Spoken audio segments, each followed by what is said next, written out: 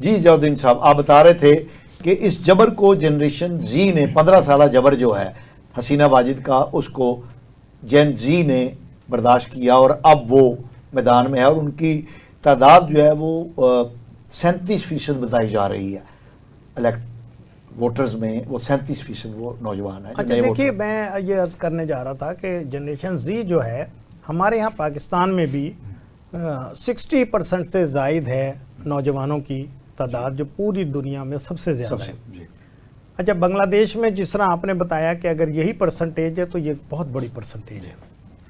اور 37.5% اگر ووٹر جو ہے وہ کسی ایک طرف رخ کر لے تو پورا سیاست کا دھارا جو ہے وہ تبدیل ہو جاتا ہے۔ اور میں صرف اس پر آپ کی توجہ دلانا چاہتا ہوں کہ پچھلے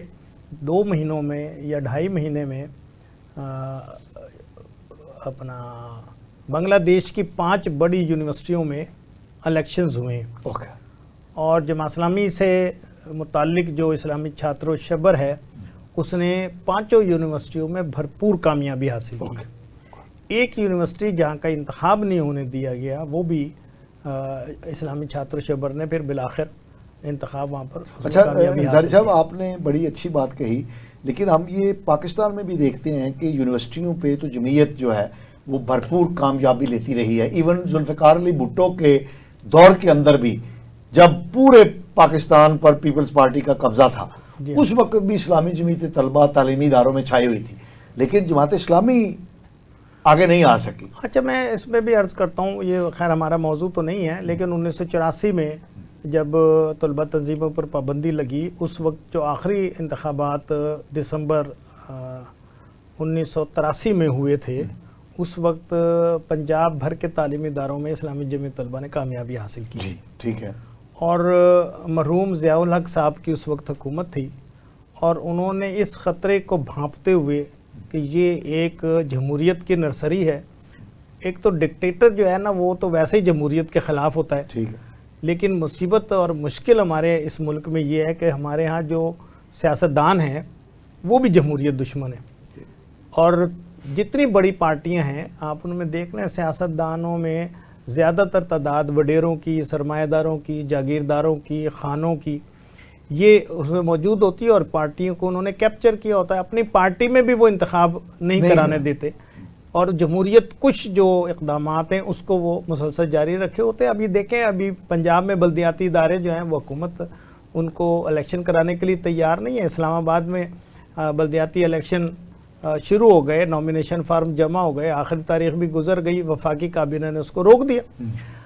دوسرے صوبوں میں کے پی کے میں اور سندھ میں اور بلوچستان میں کوئٹہ کے علاوہ بلدیاتی ادارے موجود ہیں، یہ جمہوریت کی نرسریاں ہیں، لیکن ہمارے سیاستدان ان کو پنپنے نہیں دینا چاہتے اور ہر چیز اپنی مٹھی میں رکھنا چاہتے۔ بات بنگلہ دیش کی ہو رہی تھی، تو بنگلہ دیش میں بھی میں یہ سمجھتا ہوں کہ وہاں پر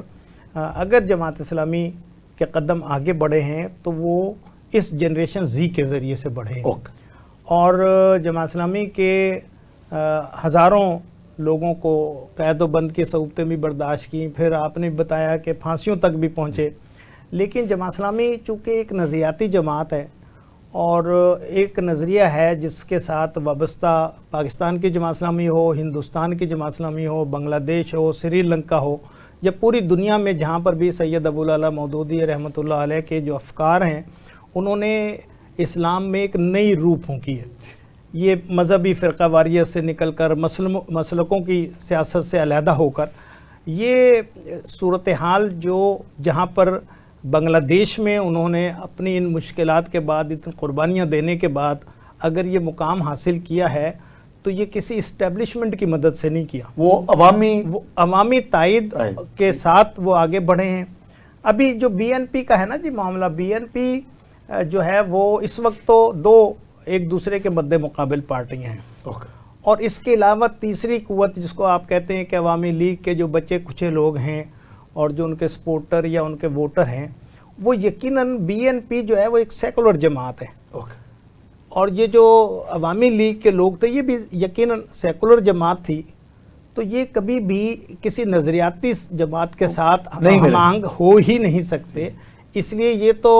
बिल्कुल खुला हुआ नजर आ रहा है कि अवामी लीग का जो बचा कुचा सपोर्टर्स वो मौजूद BNP है को जाएगा। वो बीएनपी की तरफ जाएगा। लेकिन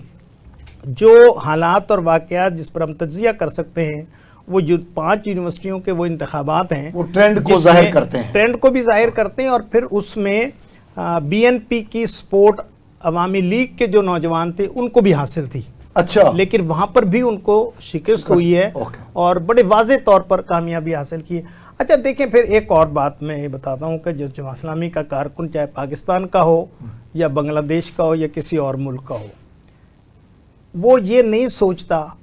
कि डॉक्टर शफीकुर रहमान साहब की उम्र जो है वो अगर 70 साल है तो इसी दफ़ा वज़ीर आज़म बनना चाहिए उनको, अगली दफ़ा तो पता नहीं वो होंगे या नहीं होंगे।